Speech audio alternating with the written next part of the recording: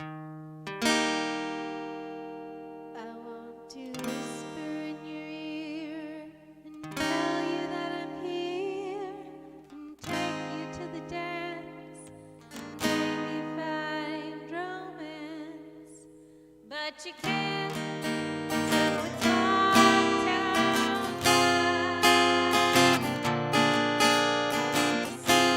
Live. Forget my mama kiss, forget my haircut right, or just sleep through the night, but you can't, so it's Mobtown Live.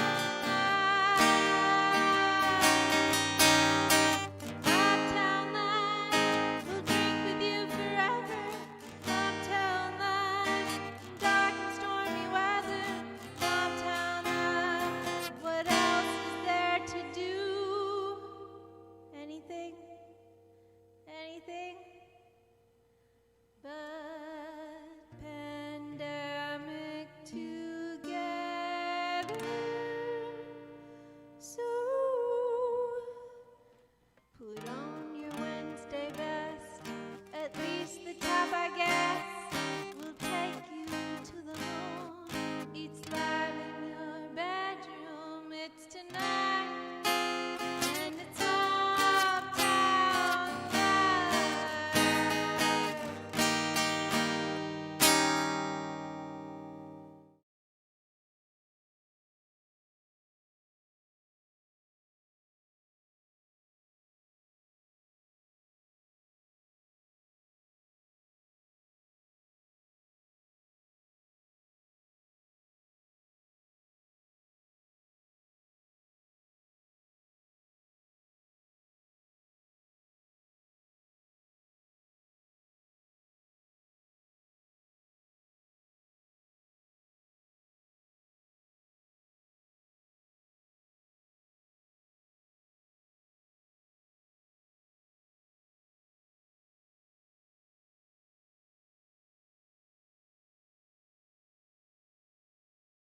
Oh no, where's my drink? Welcome, everybody. Welcome to Mobtown Live. Woohoo! My name's Sarah. I'm Abby. Michael and Hannah are at home today at their separate homes. And Hachi is in the booth behind the camera that you all are looking at. Hello. Oh my gosh. Sorry. Yeah, that was transition sounds by Matic 808, local Baltimore artist who we hope to have on the show in the near future. We are having a slightly different show today. It's going to be a little bit shorter. The idea being that we want you to preserve all of your screen time for an event that's happening this weekend that you're going to hear about a little bit later. But we've got music, we've got some awesome interviews, we've got a cocktail, sort of, and What do you mean, sort of? it's going to be great. A quick announcement is that tomorrow night is Crafts and Cocktails. Thanks, Hachi. We forgot about that. I was thinking about it.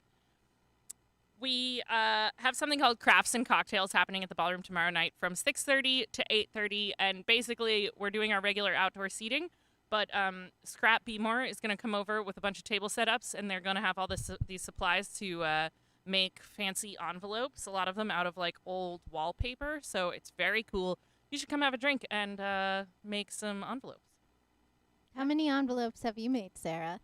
That's a good question. I have been taking up a hobby of making envelopes out of old newspapers and cardstock. And by old newspapers, I mean newspapers from like last week that I'm done reading. I've made like 15 of them, I think. I'm getting better at it. So, They're really pretty. thank you. So, first up. Oh, yeah. So we are pumped to have on this week a local rock star. Her name is Harriet Smith, and Harriet is the director of Baltimore Harm Reduction Coalition. Harriet is amazing and joined BHRC in April 2017, and she brings over 15 years of experience with Baltimore area harm reduction, like racial justice, Baltimore Racial Justice Action, And I met Harriet from doing a fundraiser, Stop Making Sense, for BHRC last year, and she's agreed to come on and talk to us about harm reduction, what it is, and how it can fit into the strategy of um, defunding the police. Sweet. So, Harriet, are you here? I am now. Sorry, it took a little bit. Oh, you're right Internet on is time. very slow. Okay. Yeah, you're right on time. We did not know that there were any issues. So, Great. Then there was not. how are you? I'm doing well. Yeah, I'm Harriet. I use she, her, and hers pronouns. And I'm from Baltimore Harm Reduction Coalition. Thank you for saying that, because I was introducing you and I was like, crap, I did not ask your pronouns. And then I saw them in your bio. I was checked like, the bio as yeah. well, but I'm Abby. We know each other. I'm Sarah. I've seen you from afar. Hi. Can you, I know you weren't super into the formal bio, but how do you like to introduce yourself?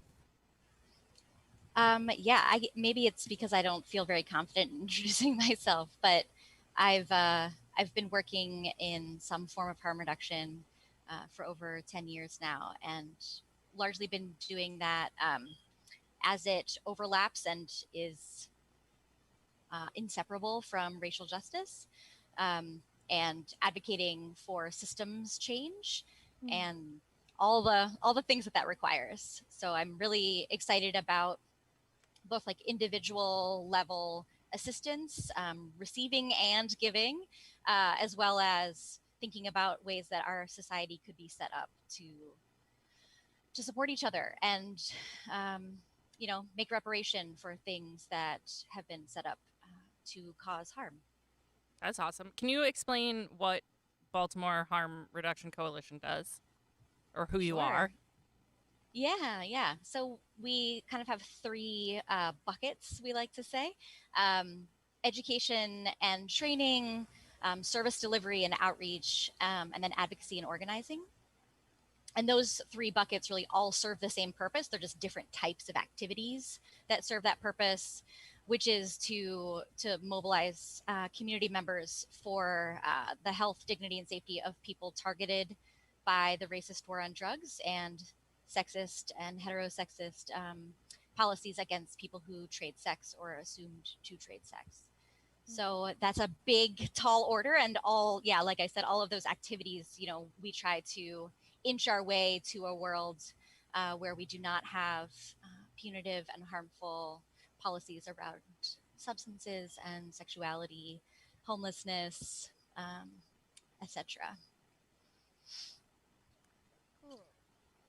Does that explain it? Do you want more details? Well, I wanted to ask this question because I was thinking about and we're gonna get into this more, but we're having these conversations about defunding the police and how the police aren't necessarily the response that we need from our community, and I thought of, which is what kind of brought me to we should talk to BHRC because you already have this framework built out of nonviolent and dignified assistance for people who are very often victimized by the police. But so just to kind of open it up, what is harm reduction? Okay, great. Yeah. So harm reduction, we think of it in sort of two layers. One is that individual level assistance that honors our need to engage in a variety of behaviors that might be criminalized or stigmatized.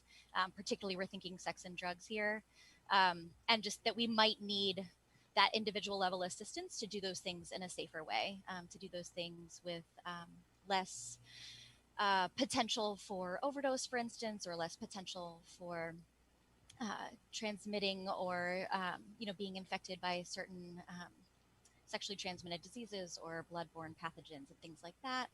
But that's sort of like on the individual level. You can think about any sort of safety planning as a piece of that, right? That, how are you going to get home later, especially if maybe you're going to be cold but it's nice now, or like, you can sort of think about it in these lots of different ways. But we're particularly thinking about activities or behaviors that are stigmatized and criminalized.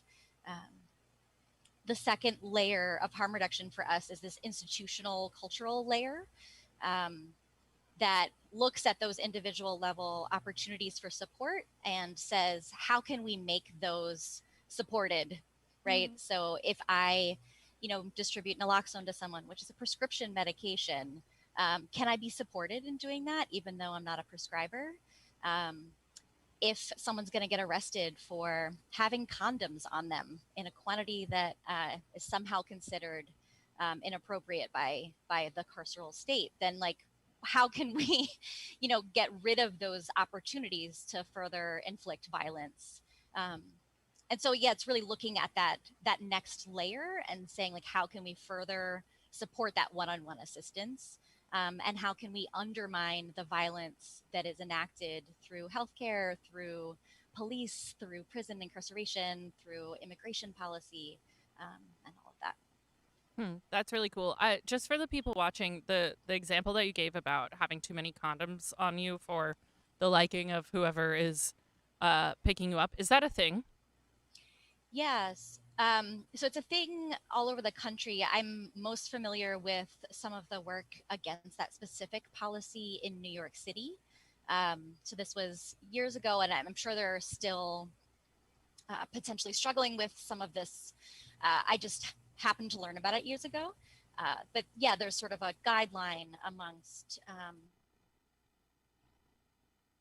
Oh, is her internet going down a little? It'll come back. I asked some of those questions out of order because I misread the sheet. Sorry, Abby. Oh, I hope no that's problem. Okay. No, it's all good. Unfortunately, I have like 6 other questions that I want to ask now, just from the first thing that Harriet said. So yeah, I'm gonna have to keep it down and just give her a call on a different day. Yeah. Should we reach out to her in some other way, or just see if she comes back? Yeah, what's the word, Hachi? Okay, we're holding. Tomorrow night, crafts and cocktails at the Mobtown Ballroom from 6:30 to 8:30. You should come do that. Also, our dear bartender Dave will be back in the house for a minute. So in case he's an attraction, you should come on out. Always an attraction. Yeah, we lost her on the Zoom. If we... hopefully she's going to rejoin. Yeah. If she doesn't rejoin in a couple minutes, we can go to Chelsea. But a couple other things that you'll see on the show today. We're going to have... Back. Oh, we're back. Great. Oh. Perfect. Hi. So sorry, my internet is really not liking me today. Don't worry. Okay. That wasn't... We've had worse situations, for sure. I thought I did it, so... Okay. Maybe you did. No, so we were talking about, being criminalized for something like, or not something like, actually just having a lot of condoms on you. Right. That it blows my mind that that's a legitimate policy, that they are just like what's the cutoff? I don't remember what it was in the example I'm thinking of in New York. But yeah, there was a successful campaign to expose that and talk about how ridiculous it is. And, here in Maryland, there are similar campaigns around the decriminalization of paraphernalia. So if you're carrying around a syringe or like a tie, that some people call them tourniquets, right? To be able to give yourself injections, or straws to be able to snort from, you can be arrested and, detained and given a trial for that. So it's those kinds of things that, harm reduction advocates are fighting against continually, because there's new iterations that pop up often. When we get rid of one thing, another iteration pops up. Thanks. That's interesting. I was curious, what is your background? I know that I was reading that BHRC started as a group of students who felt that harm reduction was missing from their education in healthcare. And how did you get to this work, and how does it differ from conventional healthcare practices? Mm.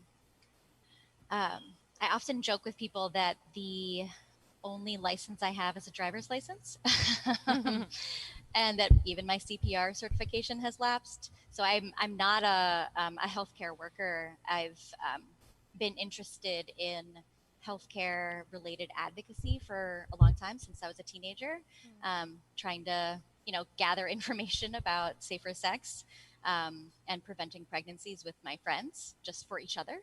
And so, yeah, my background is largely in advocacy and facilitation and trying to decentralize health information from institutions that hold it tightly. I know now we have like WebMD and all of that, but it wasn't that long ago that you wouldn't really have access to what terminology meant, to sort of diagnostic criteria and all of that, and you'd have to figure it out. And the only people you could ask are, highly trained and very insulated from their communities often. So I've just been interested in that a long time. I was not one of the founding members.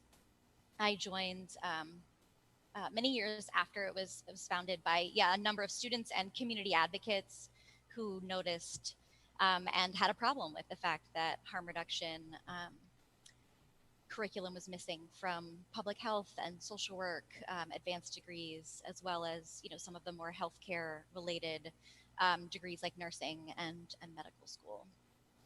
So I joined a few years ago, and really like brought in some of that passion for decentralizing information and for honoring the fact that like we are each other's caregivers most often.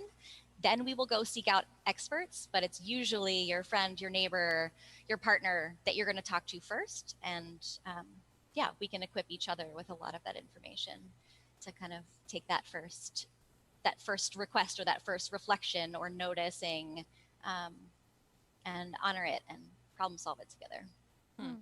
That's some of my background. Worked with BRJA for a while, still serve on the advisory board and consultant facilitator. Did HIV health education largely for people who had HIV and wanted to share tips and information with each other. Case management, supervisor, I don't know, stuff.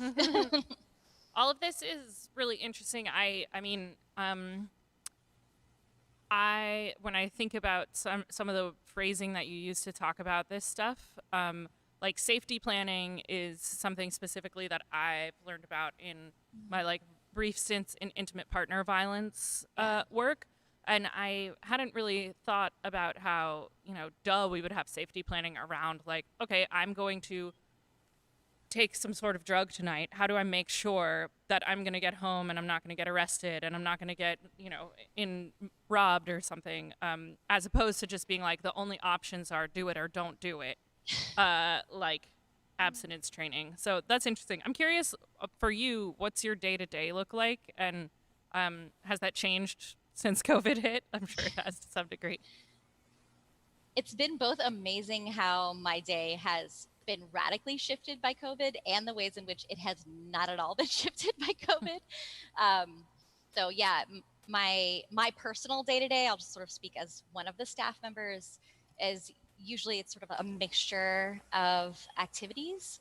So lots of Zoom meetings, as we've all potentially become accustomed to.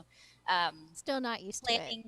And prepping for outreach and service provision outdoors. Helping other staff kind of like debrief situations where they've been providing services and aren't quite sure, what they can do. We have a mail request program. So through a partnership with Next Distro, you can request naloxone be mailed to you, good old postal service. And we will like communicate and fill that request. Make sure that you're connected to resources in your area if they exist. So we're particularly thinking of people who are homebound or people who live in rural parts of the state who might not have a pharmacy for many, many miles, or might not otherwise have access to naloxone and other safety equipment. Lots of, collaborative planning. We've been doing some strategic planning meetings lately, thinking about how to make, sort of decision-making procedures, payroll, check Right, requests, yeah. I don't know, lots of stuff. Yeah. It goes back to basics in a certain It's way. a real mixture of things day to day. That makes sense. So the Baltimore City Health Department, which I learned today, is the oldest in the nation. What? Yeah, longest running, continuously running health department in the nation. It's pretty That's cool. probably why their graphics are so good. Anyways, they recognize, especially like under Lena Wen's direction, violence as a public health issue, as a leading cause of premature death, and one that disproportionately affects people of color and young people. Do you have some insight into how harm reduction as a public health response can actually help to reduce violence? Yeah, for us, like harm reduction's either thought of some mixture of public health and justice. And so we're trying to move the needle towards justice, or that framework for understanding public health. I'm sorry, for harm reduction. And recognition that public health is another set of institutions, right? Much like our medical institutions, much like our carceral institutions, education. And all of those institutions have really scary pasts and very harmful presence. And we need to not just shift from, the police and carceral institution over to public health as if that will solve everything, as if that is somehow a benevolent set of actors with no, problematic history, which is just, it's not true. It's ahistorical to put that forward. And so we're trying to think about how we can think about harm reduction as a justice movement, and think about ways to reduce violence. There's no reason that we need to have any single murder or overdose or HIV infection, right? We have the tools to not have those. Those are all preventable deaths. And those are all preventable infections or chronic illnesses. And so, viewing that in its the biggest sense possible, not just public health as one slice of that, or not just education systems as a slice of that, but the whole thing, seeing all of those deaths and illnesses as preventable, I think is really important. And if we just view it as public health, then we're going to miss a huge chunk of the picture. So while I'm excited for us to be not police, but ... I think we got to keep the dots going a little bit until we fully investigate, and as we form new ways of relating to each other. And I know that's easier said than done, and certainly not an easy kind of transplant to make, but I believe in our creativity, and we're doing many pieces of that now. That's a really good way of putting it. In terms of the police, if I were looking at defunding the police or abolishing the police through the perspective of harm reduction, and especially since there are plenty of people who, you talk about our creativity, there's a lack of imagination around what the world looks like with less policing. And people ask questions like, what if I'm attacked, or what if I'm in trouble, or Who you gonna chaos? Yeah. From the perspective of harm reduction, how, I guess through that lens, what does defunding or abolishing the police look like? Yeah, it makes me think of two things. One is that the false narrative of police, or EMTs for that matter, being the first responders, that is just not true. They are not the first responders. More often than not, we call them. And then sometimes hours later, but often, 30 minutes later, they roll up. So I think honoring that accuracy, that like we are the first responders, what can we do right now? Because they're not going to be here for 30 minutes at least. Right.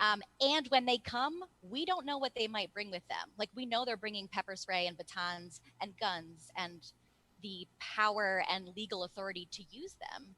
But, would you have to manage their, crises now because they're adding to the situation? You have to like de-escalate them and the situation you were even calling about. Like it's tough. And so one thing that we often talk about, at least at BHRC, is that like we're the first responders, and so equipping us with the like chutzpah, if you will, to try to manage things, and then call in others who might also be a half an hour away. Can we just like dial a bunch of neighbors' numbers? Can we dial numbers of people who might be able to talk us through something or bounce ideas off of? My partner and I have encountered a number of situations where we have later looked back and said, like, yeah, we were the first responders and we needed to problem solve it. Calling people who brought really quite a lot of harm and confusion to the situation, like, did nothing of assistance, and we really like took a huge risk in bringing them in. So that's one piece of it, is like, knowing and honoring the fact that if we see something going on, like we saw it and we might want to be involved and helping, helping that to go smoothly, or know that it's never going to be perfect and that we're going to continue to learn. The other piece of it is like that next layer, right? Knowing that we don't have alternatives. There are no other numbers we can call where they have made the promise to arrive at some point in the near future. So there's numbers you can call for services, and they might call you back in a few days, or they might even tell you right then and there about, I don't know, mental health treatment, or you and all your neighbors have to wound call care, 600 times in order to get them to pay attention to the issue. Yeah. Yeah, exactly. So there's like no promise of anything at the end of all of those numbers. And I can say BHRC is on some of those alternatives to 911 list, but we have made no promise to come right out to a situation. We will try to answer your call, or we will, look at your voicemail, and maybe that's a few days later. So I think knowing we don't have alternatives and working swiftly and carefully at the same time to create them is really like something we've always had to do, and something we continue to need to do. There need to be ways to call on each other to assist that don't involve guns and batons and the legal authority to create havoc. One like resource that I have been finding really helpful, and my friend Jonathan shared with me, is the resource Critical Resistance. They've been around for a long time, and they are prison and police abolitionists. So they've spent, a good part of their adult lives, and probably as youngsters too, thinking about how to frame discussions and exploration, and how to prompt our creativity, knowing how constrained we can be within the systems we're in. And so I've found it really helpful to read a lot of their resources, and to me, they feel really honest. Yeah. That's really helpful. Thank you. Yeah, even some of the ways that you're just phrasing things, which I can tell are really intentional, is helpful in just being like, oh, right, that's very rational. And I've had this story ingrained into me for a long time about making that seem different than it is. Like yes, I'm right there with you. Like, it's very hard to, like, why do I think that? And you think you don't have a choice, question it. and then, but there are a lot of choices. Yeah, I'm wondering. I was in thinking about this discussion, I was thinking about the people. You specific the BHRC, which I should mention you can donate to at this link right above. Go me. do it, people. Yeah. Because like this kind of work, I was just, this is a total aside, but I was just imagining, like, your typical neoliberal or even just regular old liberal like foundation is not interested in funding this kind of work because it's radical work. So we need to we are the people who need to fund this work. Yeah. Because Thank you. the last thing that we want is for it to be co-opted. So I was thinking about, you work with people who are largely stigmatized, like people who use drugs, people who are sex workers, and their relationship with law enforcement looks very different from mine. So can you tell us about a time when one of your clients interacted with the police? Yeah, I mean, it's almost like hard to answer that question because the There's so people many of that them. I spend almost every single day with as coworkers, as participants in various ways, as fellow advocates, are just like constantly interacting with the police. So it's hard to even think of one situation. Um, you know, walking while trans and driving while black are enough to get police attention that it's a part of the everyday fabric for many people, and for many people that I spend a lot of time with. Um, it's I'm like overwhelmed by a barrage of memory and anecdote because there's just so many. Uh, Police are a constant presence everywhere we do outreach.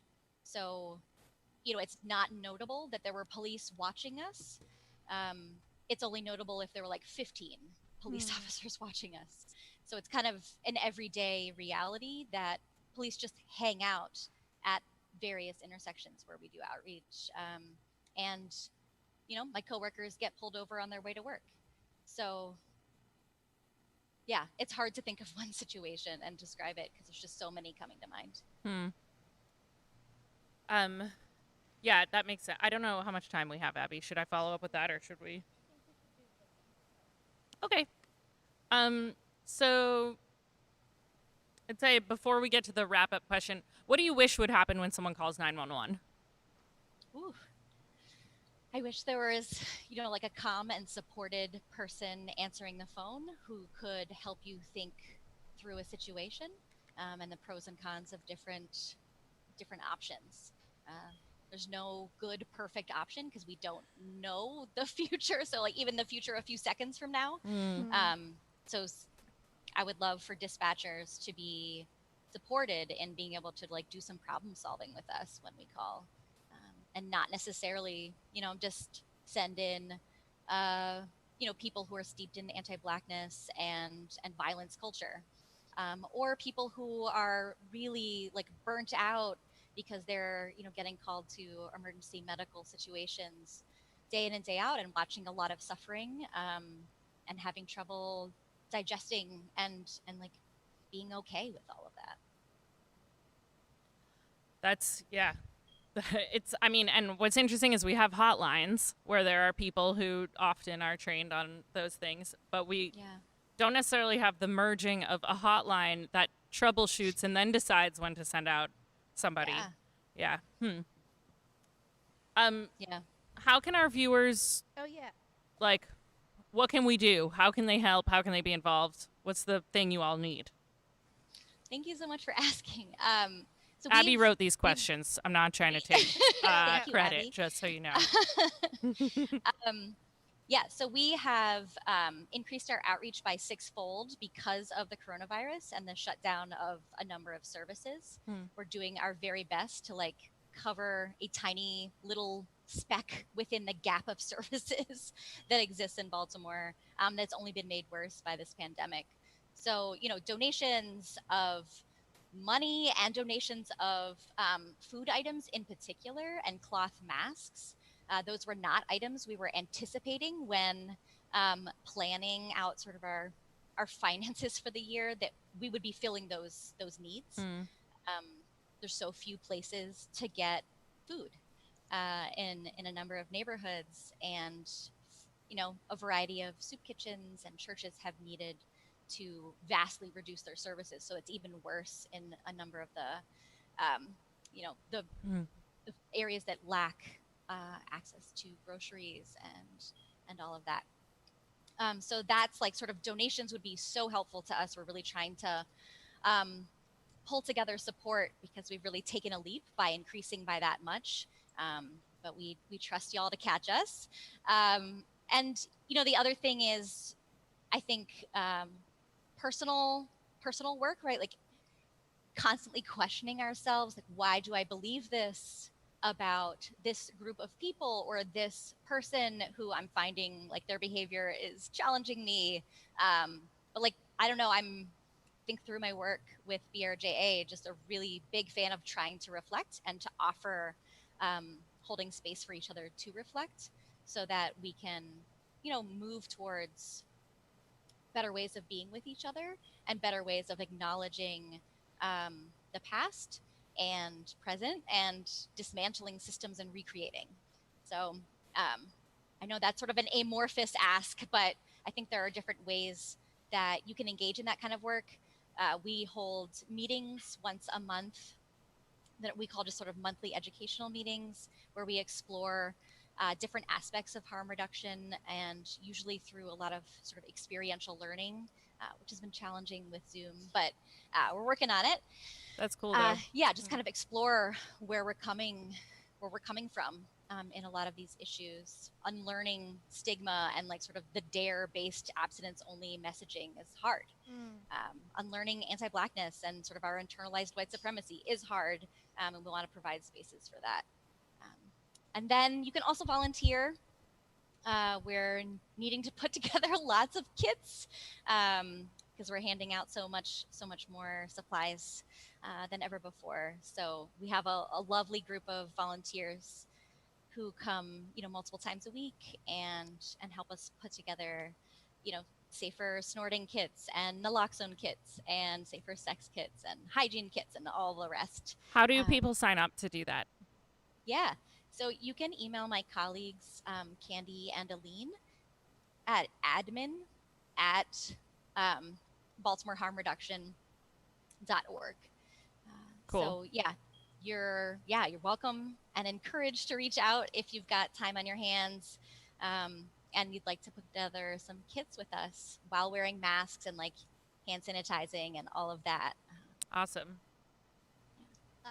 Harriet, thank you so much for taking the time to talk to us, and I just feel like you're someone who's like holding the city in your hands, and like we really appreciate you and like send you lots of love, and thank you for sharing with us. Yeah, thank you so much. This was really awesome. Thank you. That means a lot to me. I really appreciate that. There's lots of people who are trying to hold the city and find ways of caring for each other, and I'm glad to be one of them. Well, thank you so much. Okay. Like, all right. You're pretty humble too. I don't know. That's let's not go too far, Harriet. There's only so cool you can be. But anyway, thank you so much, and awesome. We appreciate you being on here. Have a good one. Everyone out there, please go donate and sign up to volunteer. Thank you so much. I'm going to. Yeah, actually, I am too. All right, moving right along, yeah? Yeah. All right, next up, we have the incredible Chelsea Reed, who has recorded a set for us. Chelsea is a vocalist from Philly. She started a band in 2012 with 5 of her friends, kind of thinking that they would play songs for swing dancers so that she could sing the music that she loved. And since then, she's been living the dream and couldn't be happier. And she's also just like super cool. Chelsea's the greatest. So, and there's a surprise announcement that she forgot to make in the video, so I'm going to make it at the end. Woohoo! So stick around, and here's Chelsea Reed. Hi, everybody. My name is Chelsea Reed, and this is Joseph Plowman. Normally, we're joined by a bunch of other people, and we're not in my small little living room, surrounded by forestry. But times are different. Perhaps you've noticed, like Joe's wearing a mask. and it's terrifying. And I just want you to know he's a normal person under there, and I'm still a weirdo out here. And we're going to play some music for you because we miss you a lot. This first song that we're going to play was written by one of my favorite lyricists in all of Great American Songbookdom. This song was written by Johnny Mercer, and it's called I Thought About You. 165. Oh, I do. I do.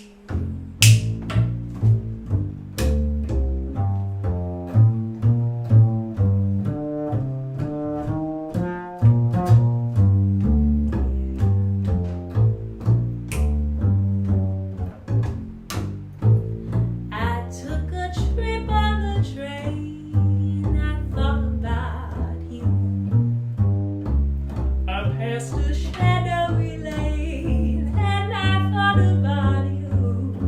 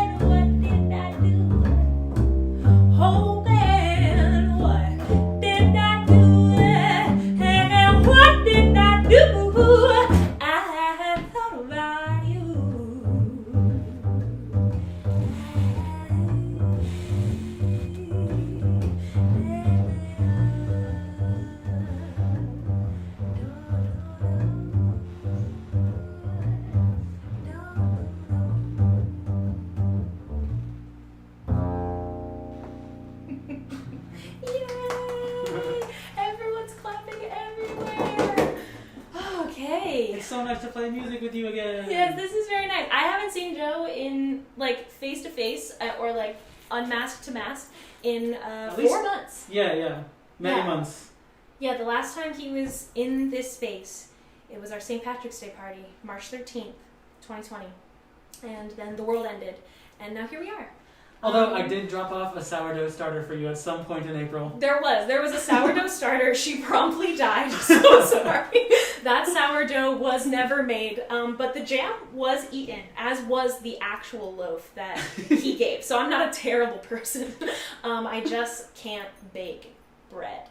And that feels like a literally perfect segue to bring on our next guest, who lives with me here and is engaged with me everywhere. Austin Wagner on the drums. Yay!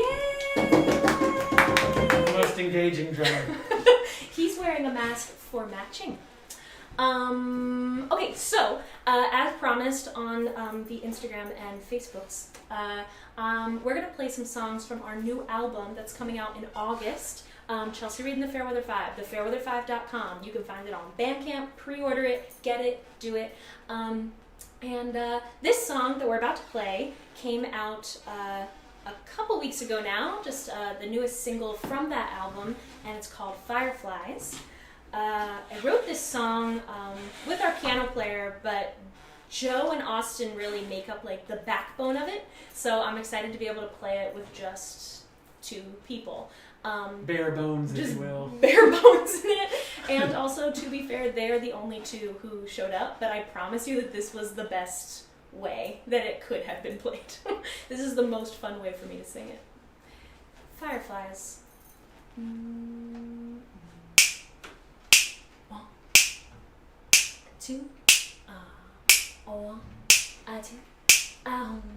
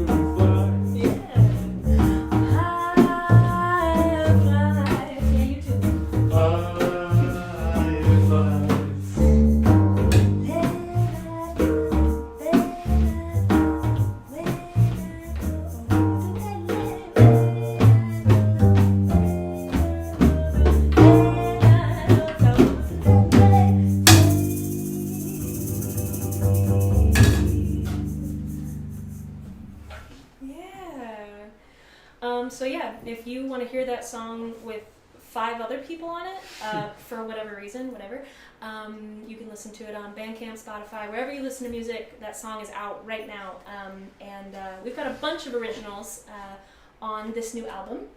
And this next one, actually, I wrote with Joe. Joe came up with the concept for this song and came up with the first few words and then told me to run with it, and actually has an entirely different version of this song with his own lyrics and melody to it. It's a very, the theme of this song is someone who cheated on you, that you would like them then to suffer in return. And It's the same. yeah, Essentially. basically. Yeah, so there's a lot of emotions and feelings that go into that, and so 2 songs came out of it. We recorded this one, and this is one of our favorite ones to play, and I hope you really like it. This is actually, we haven't released this or anything. You can buy it on the album. You can't preview it, so if you're watching this right now, freaking good for you! You did it! You're very lucky at this point. There's no other place that you can listen to this song. This song is called You Better Hurt. Oh, that's right, it's me. You better hurt. How could you sit right down, look me straight in the eye while I sigh and cry? You never asked why. You let me stand in here, smile on my face, running around this town on me, giving them a taste, a tangled mess, a damn shame, a disgrace. You've had me right. But late at night, while the city is sleeping, I dream of you and the way we would be. But now the memory that keeps repeating, so sweet. I wanna hurt you like you hurt me. You better hurt. How could you sit right down, look me straight in the eye while I sigh and cry? You never asked why. You left me standing here, smile on my face, running round this town on me and giving them a taste, a tangled mess, a damn shame, a disgrace. You had me right.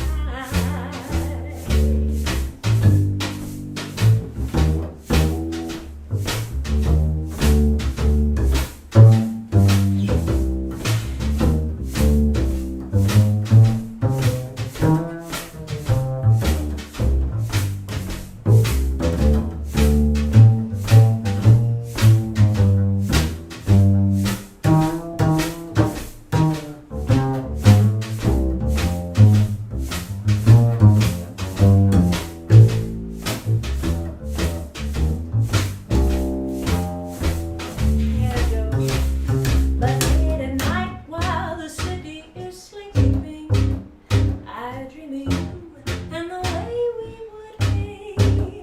But now the memory that keeps repeating, so sweet. I wanna hurt you like you hurt me, or you better hurt.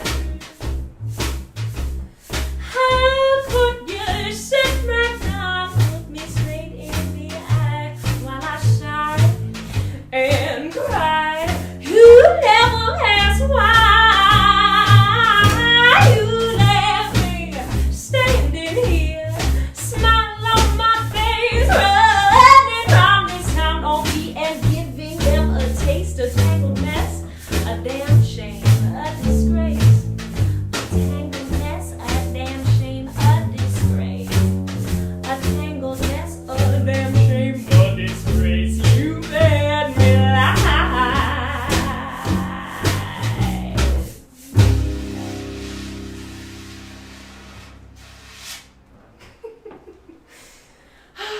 Okay.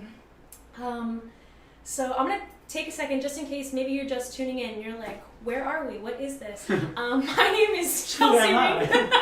Who are we all? My name is Chelsea Reed. The bemasked gentleman on my right and left. This is Joseph Plowman on the bass. I'll wait for your applause. Oh, shit. Dang. And on my left, this is Austin Wagner on the singular drum, but mostly many drums. I'll wait for your applause as well. We are of Chelsea Reed and the Fairweather Five. Unfortunately, all of them could not join us, but we miss them dearly. But fortunately, the best ones are here. But the best ones came, and one of them lives here. So for the last song, I'm going to dedicate it to not only the members of the Fairweather Five, but just like anyone who's tuning in right now. Obviously, you care about live music, and you just care about artists in general, and we really appreciate it. We're also really happy that we get to put out new music in a couple weeks. That feels like a beautiful blessing right now, and we hope that you listen to it and love it, and buy it, because we are exceedingly poor. This song goes out to all of you, all my beloved musicians as well. This song is called We'll Meet Again. This is another song on the record, by the way, and it's actually a duet with St. Clair Simmons, who lives, if you can see, right over there.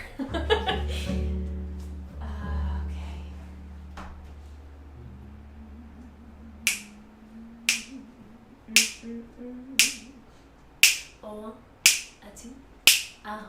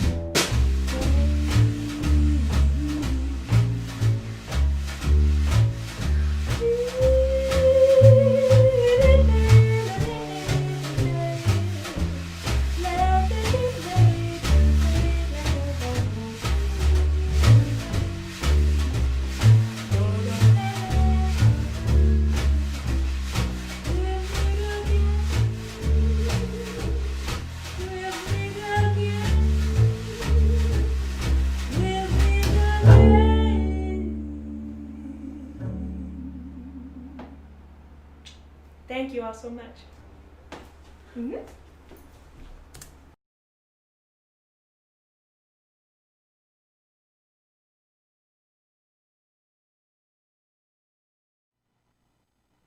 Thank you, Chelsea. That was amazing, as usual. Chelsea Reed, I. send her some tips. She's so cool. She made that video special for us. She did. She also seems like a pretty like normal, insane person. I mean, this is coming Just like from me. every, your usual musician, right? Totally, yeah. All of them are very stable. Yeah. Quick announcement, which is that they have a single dropping on Friday. Anywhere that you What? would find music, yeah, Pew, it's pew, pew, pew, pew. the title track of their new album, Carolina Lullaby. Again, you can find it wherever, like iTunes, Spotify, all that stuff, and you should go find it. And you should donate some money to them because we want them to stay as professional musicians instead of either, living a desolate, impoverished life or going to get a regular job and not being able to play for us again when we're allowed to go outside. Yeah, fuck So- you, Ivanka Trump. We're artists forever. Totally, yeah. That's right. So, yeah, with that, Abby's going to make us a quick cocktail. Yeah, real quick, we're going to make a pro cocktail, and I'm going to do it because we're a little low on staff today, and so you're at my whim.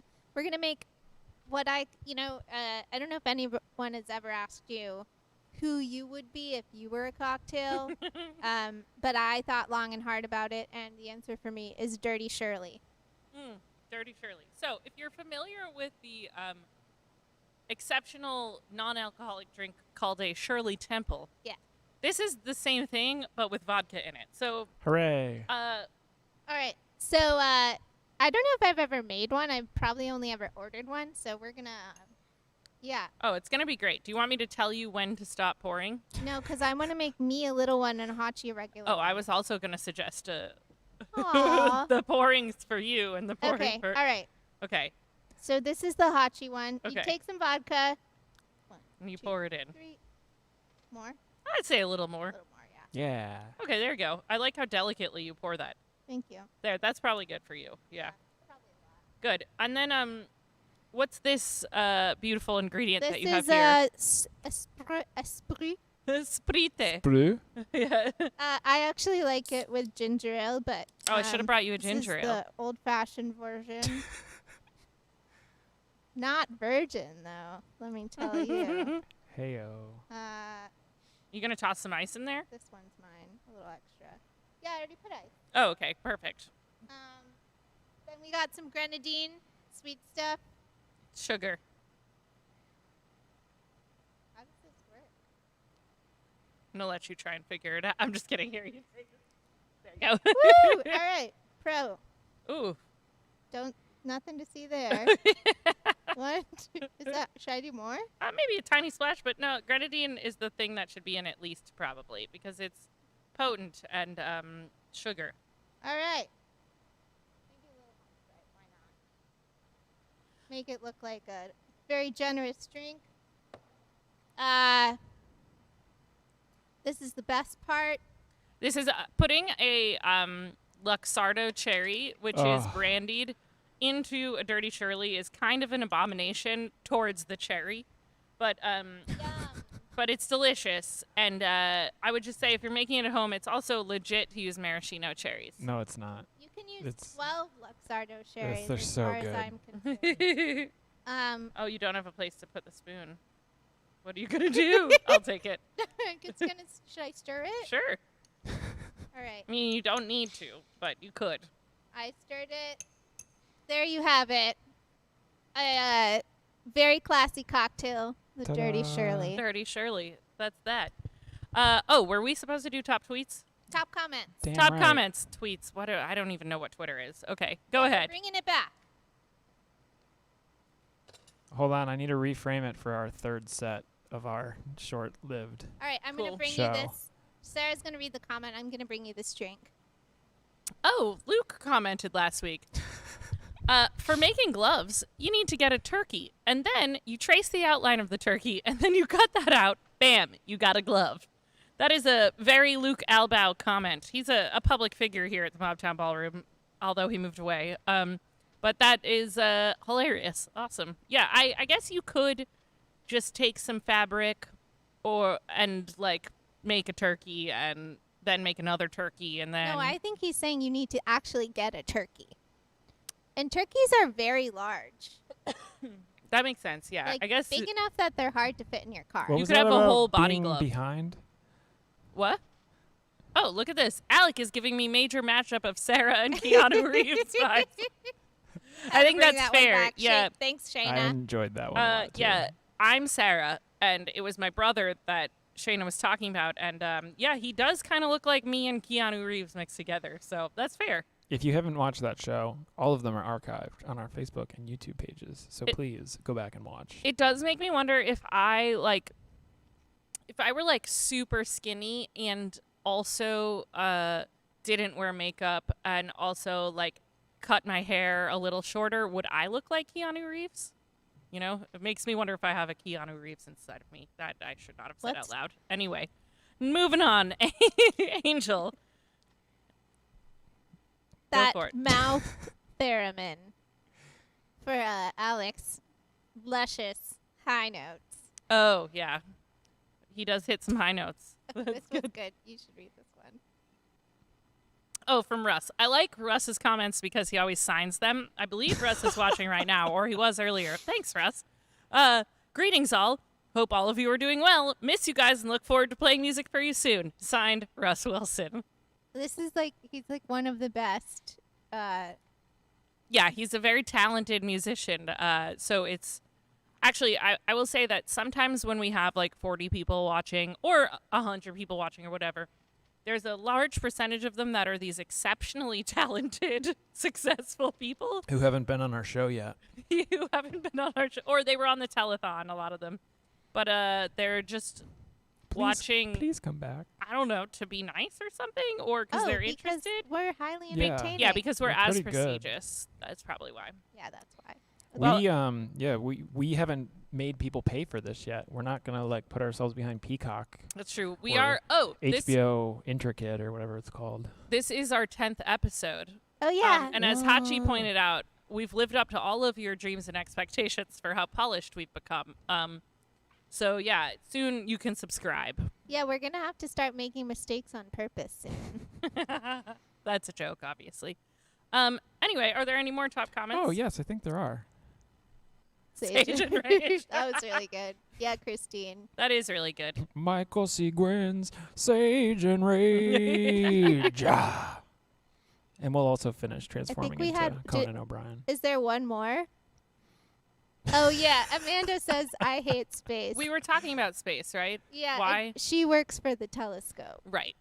I forget why we were talking about space, but that Like was an funny. anthropomorphized sentient telescope is her boss. Yeah, that's right. Yeah. Oh, Hachi. Okay. Oh right. Oh, whoops! Bonus from Kira. Oh, stretchy freedom. That was our conclusion, I think. What was this in reference to? It was in reference to talking about our advice, the Sage and Sage. Oh, why you should wear a mask, basically, even if you don't feel like it. Wasn't that last week? Maybe, yeah, but why? What Who does knows? stretchy freedom mean? Yeah. What? Wasn't that like a toy? I think We it's don't about have sex. the answer. Oh, it's about. Okay. Is that a toy? What were those things? You pull them apart and smash them. They were like gum. They were like American Gumby, like stretchy freedom. It would. Oh. Yeah. Okay. Yeah, I know what Okay. you're talking about. It was like Gumby, but wrapped in an American flag. No. No. I'm trying to go with it, you know. I'll pull it up later. Great. That's perfect. All right. Shall we? Yeah, let's move into our next segment. We have the phenomenal Jesse Delaplaine, who will be joining us to talk about her sweet weekend online festival, Apartscape. For those of you who aren't in Baltimore, Artscape is Baltimore's annual outdoor arts festival that I think is the biggest outdoor arts festival in the country, right? Yeah. It's like incredibly badass. And it's very, very free. cool. Yeah. And it's free and it's a whole weekend long at least, or is it 2 weekends long? Depends how weekend. One you weekend live long. your life. Yeah. Usually, yeah, 2 weeks. It's a whole weekend long. It's really, really cool. There's music, there's visual arts, there's interactive arts, there's performances, there's dance, there's all these installations. It's really neat. And it usually manages to be both the hottest and wettest weekend of the year. Yeah, the joke is that if we don't have Artscape this year, which we don't, how will we know what the hottest weekend of the year is going to be? And thus, we have Apartscape. So just to tell you a little bit about Jessie, she is a local artist, acrobat, and puppeteer by night, and an admin assistant by day. She went to MICA and works with Submersive Productions and the Baltimore Rock Opera Society. Jessie, are you in the house? Pew pew. Hello. Pew pew pew pew pew. Pew to you, Jessie. Hi, Jessie. Hello. Hi, welcome to Mobtown Live.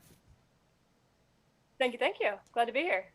I'm pumped that you're on the show because I'm pretty sure you're one of the glorious elite Oh my gosh, people who watched the entire the whole telethon, thing. like all Wait, you watched 16 the hours. entire The 16 entire hours? thing. I love the entire thing so much. I was like, let's do that again, but 3 days. It was so good. Oh my gosh. That's awesome. Okay, so why don't you tell us who you are and what you do? So I'm Jessie. I'm all those things you just mentioned. I'm putting on Apartscape. That's what I'm doing. I like throwing stupid parties and having them based off of bad puns. I think it's a So, great Apartscape. pun. I was really impressed. Yeah, I think it's really great too. I've just Thank been you. afraid Thank that you. I'm going to get one of us sued because I keep accidentally interchanging Artscape and Apartscape. Well, keeping the Baltimore I tradition. also do that. And so, of may using I Scape add a for disclaimer? everything. I am not affiliated with BOPA or actual Artscape whatsoever. And I hope they forgive me. I haven't asked them at all. I I'm think sure they're they'd fine. be supportive. Yeah. They Okay. should be lucky. And you've Probably. also been a part of Artscape a lot, right? Yeah, So I've we, done m- a bunch of. yeah. Yes, I've Yeah, done a it's lot of hard stuff. to be an artist or someone in the arts in Baltimore and not end up wrapped up in Artscape. And so I've even done stuff for Artscape. So tell us about Apartscape. When is it? How'd you come up with it? yeah. How does one Sure. attend? So it's an online arts festival. It's happening this weekend, July 17th, 19th. And I definitely recommend watching it by going to www.apartscape.com. And you can also check us out on Facebook Live or on our YouTube channel. All those are called Apartscape. And as to how I came up with it, I really love Artscape, with which I am not affiliated. And I love that it always happens on the hottest weekend and beset by enormous storms. And I love the ephemerality of it all, and that we build up this enormous salutation to human creativity, and then nature comes in and laughs at our folly and destroys it all. And so by the end of it, my favorite part, I think, is to be walking through and see this landscape of surreal, half-submerged installations, art, and abandoned booths and stuff. Anyway, dear to my heart. Anyway, it's canceled this year due to COVID-19, obvious reasons. And I kept waiting for someone to do an online version, and I waited, and no one was doing anything. So I figured that sometimes I have to be the terribly complicated arts festival that I wanted to see in the world. And Mobtown had just demonstrated that sort of large-scale, long-scale online programming was possible and could still be charming. So here I am. That's awesome. What can we expect to see this weekend, and what are you excited about? So personally, we've got a ton of really amazing music, art, puppet acts. Personally, I'm most excited about the Poetry Slam, which is featuring a slam of just really awesome young adult poets, including the 2020 Baltimore City Youth Poet Laureate, and just some really other neat people. And I'm also thrilled about the Party Shower Showcase, which my friend Evan Martin is organizing. Woohoo! And so the prompt for that is to make an art in your shower in celebration of the annual torrential downpour. That's awesome. And we've gotten a lot of responses so far, but if I have the power to make Hachi play a video, there's one that June Keating already sent in that I'd love to show as a sample of it all. Totally.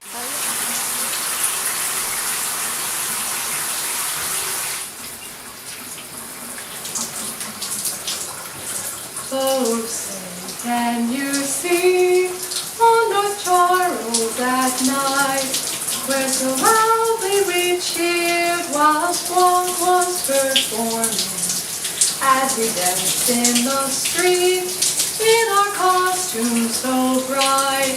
Mounds of glitter and trash were the concrete adorning, and with each cannonball our resistance grew low to the heat of the sun and its merciless glow.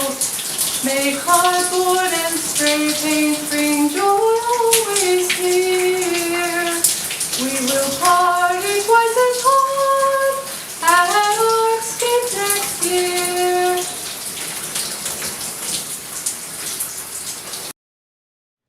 Oh my gosh. That was awesome. That's a brilliant idea. That's Wow. So Yeah, June's amazing. Highly recommend.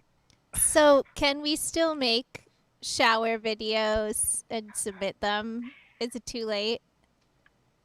I think you still have until the end of tonight to submit shower videos, so quick, get on that everyone. real fast, and you should be good. For other acts, if you're interested in other acts, you can.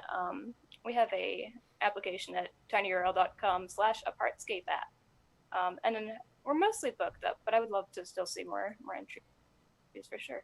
That's really cool that you've gotten so many submissions. I'm excited. It's fun. I'm really psyched. Yeah, what do you think, like, if one were going to, like, set up to watch for the weekend, like, what would you recommend? What do you need?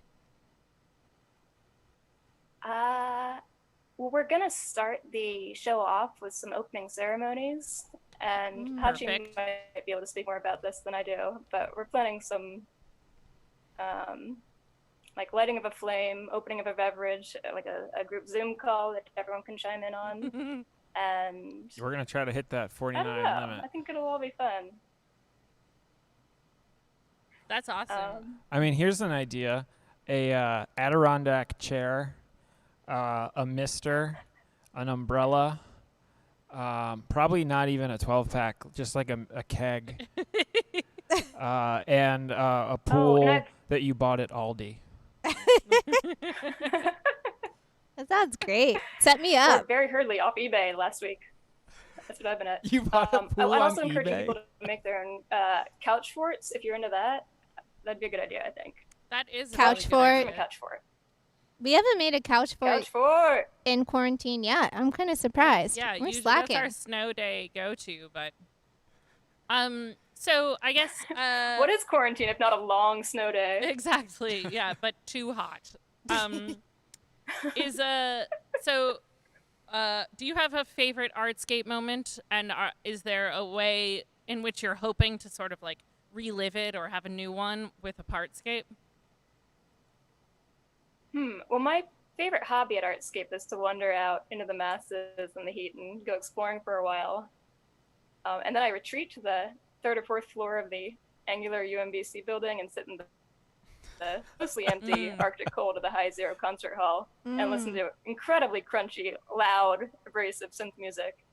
And it's delicious and euphoric. Jesus And I hope I Christ. have other experimental music moments in all this. I think we'll find out what we get. But exploration, I think, is key. Yeah. Maybe you need to have some sort of like chat roulette thing going on alongside Apartscape so people can watch each other be weirdos Totally. and talk, you know? Yeah, I'm recalling an art. Yeah, I wonder if we could just keep that Zoom chat from the beginning open. Yeah. No, we should make a cardboard jail and just run another Zoom and like have people just like disembodied head. That's art. All right, I made an art, everyone. That'll be my job. You made an art, yeah. I'm fondly That'd remembering. be awesome. That wasn't last year, it was the year before. Trash Sarah. Oh, trash bag lady. Trash- Yeah. Wait, wasn't there a song though?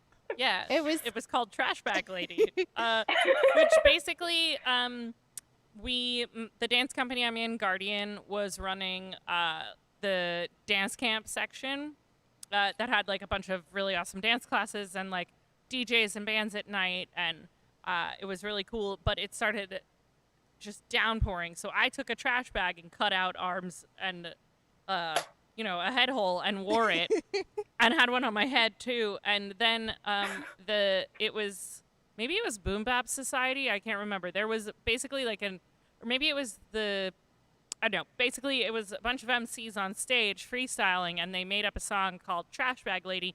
The thing about it was that they all knew me, but they pretended they didn't so that they could write Trash Bag Lady. And there was a whole dance, and it was really, it was a lot.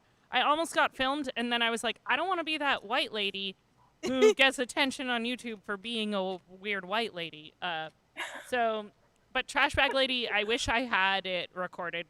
I wish you still had that trash me bag. too. Yeah, I actually framed it and put it on my wall.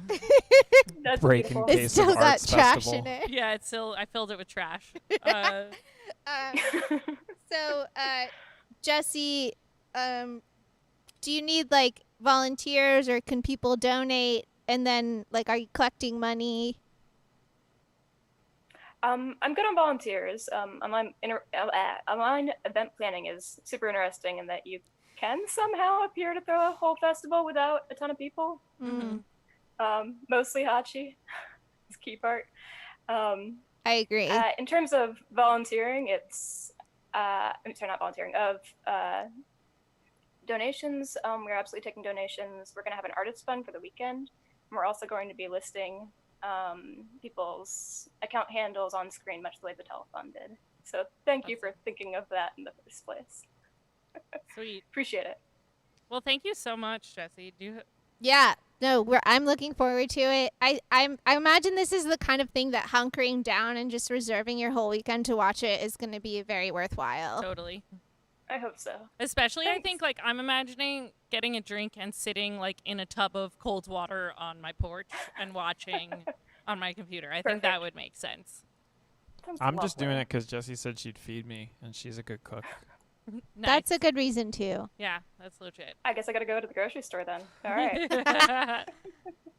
All right. Well, thank you so much, Jesse. And everyone check out Apartscape this weekend. Thanks for having me. Thanks, Very well. Jesse. And just so everyone can see that beautiful. I really love that it. graphic. I love Yeah. it, too. Who made it? Oh, we should have asked her. I should have asked. It's okay. We'll find out and share that. Oh my gosh, Tony just reminded me of the song. Pick it up, pour it out. Pick it up, pour it out. I think Oh, that's how it because went. you were moving rainwater. Yeah. So Trash Bag Lady was moving around trash water. Last year, I was part of the glorious experiment of the pedicab drivers. So, like, we worked at Light City and we worked at Artscape, too. And just like fucking like I don't know how it rained more than it did 2 years ago, but it did. And our boss was just like, yeah, keep picking up people. So after like 15 minutes of trying that, we just like fucked off and like got high in a tent all weekend. That sounds like Artscape if I've ever heard of Artscape. I do miss those pedicabs though. They were freaking great. On Well- that note, On that note, come to crafts and cocktails tomorrow at the ballroom. You also can just come and have cocktails. You don't need to do crafts. that's good because crafts make me nervous. Yeah, I mean, yeah, but you have a drink or two, won't make you nervous. Liquid courage for envelope making. And then give Chelsea Reed money. Give Baltimore Harm Reduction Coalition money. Go and watch Apartscape and throw money at the artists. And throw it, yeah, at the TV. We'll be back next week Yeah. for show number 11. With that, thank you, Hachi. Thank you, Abby. Well, yeah. Thank you, all the people who have participated. And we'll see you next week. Bye.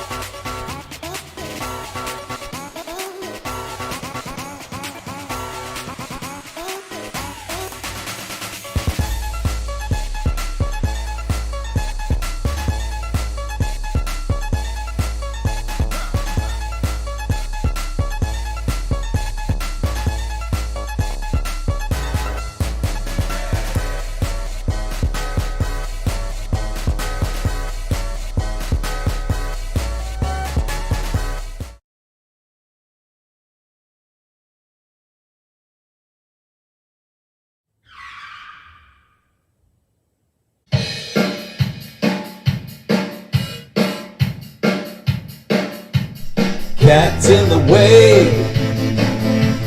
Cats in the way. When I'm online, when I'm on the phone, you're wondering why I'm always home. Cats in the way. Cats in the way.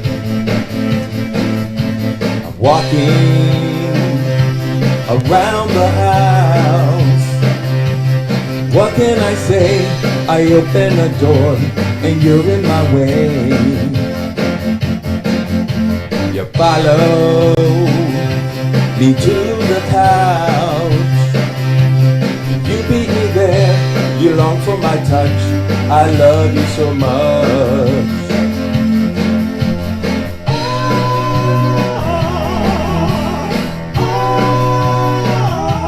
You're what I deserve, you are my last nerve. You're such a good friend. Cats in the way. Cats in the way. When I'm online, when I'm on the phone, you're wondering why I'm always home. Cats in the way. Cats in the way. Everything's fine when I'm all alone. You're wondering why I'm always home. Cats in the way. Cats in the way. Cats in the way.